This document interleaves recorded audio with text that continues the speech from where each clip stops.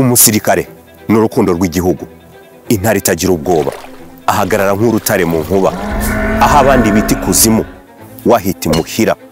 Mu rugendo rwose rukomeye rumugeza ku kuba intwari, bimusaba imyitozo y'akataraboneka.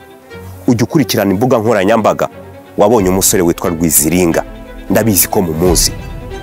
Ufite amatsiko yo kumenya nimba ari umusirikare cyangwa atari umusirikare cyangwa aba mu nzego z'umutekano, kubera imyitozo y'akataraboneka mwamubonanye ku rukuta rwe rwa TikTok. Uyu munsi tugiye gushira amatsiko. Rwiziringa ni muntu ki? Ese yigeze aba umusirikare? Ese ni umusirikare? Ibyo akora yarabyize bimeze gute?